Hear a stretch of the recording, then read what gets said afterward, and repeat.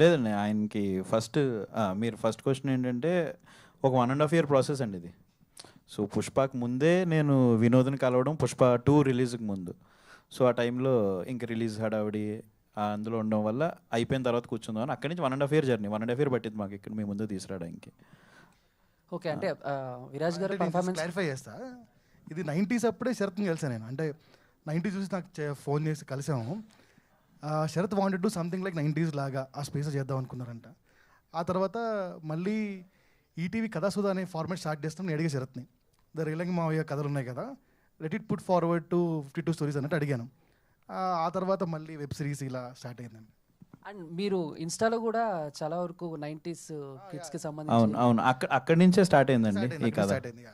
ర్యాలింగ్ మావీ page నుంచి. Okay Viraj గారు, so అంటే మీ పర్ఫార్మెన్స్ గురించి మాట్లాడుకుంటున్నారు చాలామంది. సో అంటే సో టఫ్ అనిపించిన సిచ్యువేషన్స్ ఏమైనా ఉన్నాయి అంటే ఈ పర్ఫార్మెన్స్ బయటికి తీసుకురావడానికి? యా అండి, అంటే ఏ కథ విన్నప్పుడైనా కొన్ని సిచ్యువేషన్స్ కొన్ని సీన్స్ మనకి చాలా బాగా నచ్చుతాయి, అవే చాలా ఛాలెంజింగ్గా అనిపిస్తాయి. దీంట్లో అలాంటివి 2-3 సీన్స్ ఉన్నాయి. దాంట్లో my favourite is climax scene అండి. క్లైమాక్స్లో ఎప్పుడైతే సంతోష్ క్యారెక్టర్ ఓపెన్ అప్ అయ్యి అతని మిస్టేక్ ఏదైతే మేము మెన్షన్ చేసామో అది ఓపెన్ అయినప్పుడు ఒక ఎమోషనల్ సీన్ ఉంటుందండి. దట్స్ ఐ ఫీల్ రైటింగ్ చాలా బాగా రాశారు అండ్ డైరెక్టర్ కూడా చాలా క్లారిటీ ఉంది. సో ఇన్ ఏ వే నాకు అది వాళ్ళు ఇచ్చిన ఫీడ్స్ వల్ల చాలా హెల్ప్ అయింది. ఈరోజు నాకు ప్రైజ్ ఆ సీన్కి అంత ప్రైజ్ వస్తుందంటే because of the team work అండి. And I think luckily Santosh character ఏదైతే ఆర్క్ ఉందో దానివల్ల ఆ ఎమోషనల్గా ట్రావెల్ అయ్యారు పీపుల్ సంతోష్ క్యారెక్టర్తో. So it worked out in like big time and that's my favourite. Sarath గారు వంశీ గారు చేశారు కదా, ఆయనకి రెమ్యునరేషన్ ఎంత ఇచ్చారు ఏంటి? వంశీ గారు రెమ్యునరేషన్కి ఇచ్చే అంత పెద్ద బ్యానర్ అయితే నాది కాదండి, తెలుసు. వంశీ గారు అడగగానే పాపం ఆయన ముందు రోజు అడగగానే శరత్ నీ గురించి ఏదైనా అని చెప్పి వెంటనే వచ్చేసారు. అలాగే హీరోలు అందరినీ వాడడం జరిగింది కదా, ఆ రిఫరెన్స్ ఎవరిది? డైరెక్టర్ గారిదా మీదా? రైటర్దండి. మరి ఎన్టీఆర్ గారిని ఎందుకు వాడలేదు? లేదు, ఐ థింక్ బద్దం అది మనం ఒకటి రాసుకున్నాం కదా, అందరినీ వాడేవండి ఒకటి. సాయికృష్ణ గారు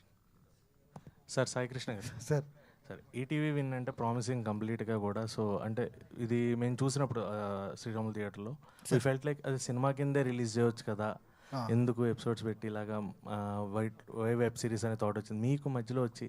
అంటే స్టార్టింగ్ మీరు చేసిన కొన్ని కూడా సినిమాటిక్ వెళ్ళారు వెబ్ సిరీస్ చేసి. సో ఇది అలాంటి ప్రాసెస్లో ఏమన్నా అనుకున్నారా? లేదండి, ఫస్ట్ నుంచి నేనైతే వెరీ క్లియర్గా ఉన్నా వెబ్ సిరీస్ చేద్దామని.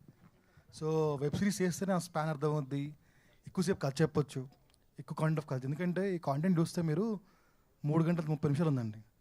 సో ఎటుపక్క కండెన్స్ చేసినా అది ద ఫ్లేవర్ అని మిస్ అవుద్దేమని నా ఫీలింగ్ అండి.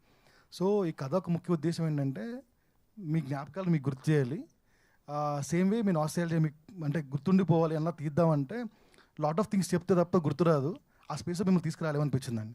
సో అందుకని we wanted to move to series అండి. అండ్ 90sలో అమృతంని రిక్రియేట్ చేశారు, మా కోసం తీసుకొచ్చారు. అండ్ దీంట్లో మళ్ళీ లైక్ నీ కోసం ఒకటి అండ్ ఆశా చాక్లెట్స్ చాలా మెమరబుల్ థింగ్స్.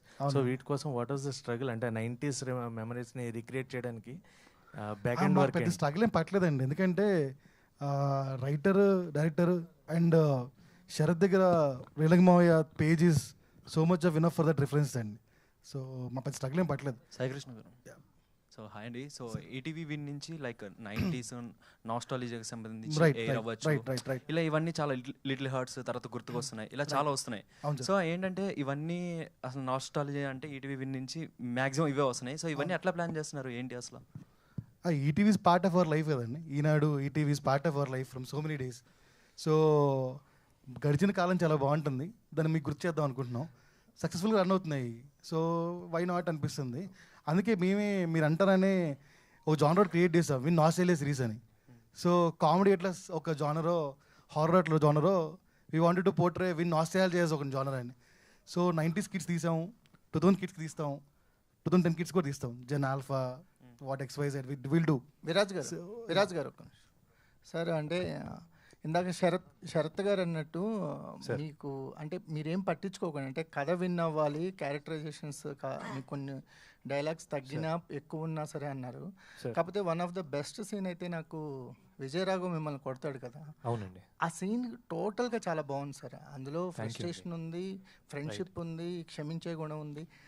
అదే one of the best scene అనిపించింది. ఆ సీన్ గురించి అని మాట్లాడతారు. థ్యాంక్ యూ సో మచ్ అండి. యాక్చువల్గా సీన్లో బ్యూటీ ఏంటంటే సంతోష్ మర్చిపోవడం అండి. అంటే ఫ్రెండ్స్ మధ్య అది ఎంత బాగా రిలేట్ చేశారంటే రైటింగ్లో కానీ డైరెక్షన్లో కానీ. యా, అంటే బాయ్స్ జనరల్గా అబ్బాయిలు గొడవలు పడినప్పుడు వెంటనే మనం కలిసిపోతాం మళ్ళీ. ఆ క్లోజ్ థిక్ ఫ్రెండ్షిప్ ఏదైతే ఈగోలు పక్కన పెట్టేస్తాం. సో అది ఒక బ్యూటిఫుల్ వేలో ప్రజెంట్ చేశారు. అండ్ మీరు చెప్పినట్టుగా that's one of my favourite scenes. And దాంట్లో యా, మీరు ఫ్రెండ్స్ విషయానికి వస్తే గణేష్ క్యారెక్టర్ సైడ్ నుంచి ఆ పాయింట్ ఆఫ్ వ్యూ నుంచి ఎలా ఫీల్ అవుతాడు, ఒక ఫ్రెండ్ అలా ఉండిపోయిన ఊరిలో ఉండిపోయిన ఫ్రెండ్ ఎలా ఫీల్ అవుతాడు అన్నది అక్కడ ప్రజెంట్ చేయడం చాలా చాలా ఇంపార్టెంట్. సో అక్కడ more than dialogues, more than anything, emotion is very important. That's when you know what is Santosh ఏంటి అన్నది తెలుస్తుంది, గణేష్ ఏంటి అని తెలుస్తుంది, వాడి ఫ్రెండ్స్ ఏంటి అని తెలుస్తుంది. సో అక్కడ సీన్లో డైలాగ్స్ వాళ్ళకి ఎక్కువ ఉన్నా ఆ సీన్ ఇంపార్టెన్స్ అన్నది ఇంపార్టెంట్. సో అందుకని ఐ థింక్ అలాంటివి ముఖ్యం అండి ఒక సినిమాకి కానీ ఒక సిరీస్కి కానీ. కరెక్ట్ అండి, it's a very big scene between friends. అది one of the important scenes of the series. Thank you. లాస్ట్లో అంటే చెప్పండి. చాలా మంచి సినిమాలు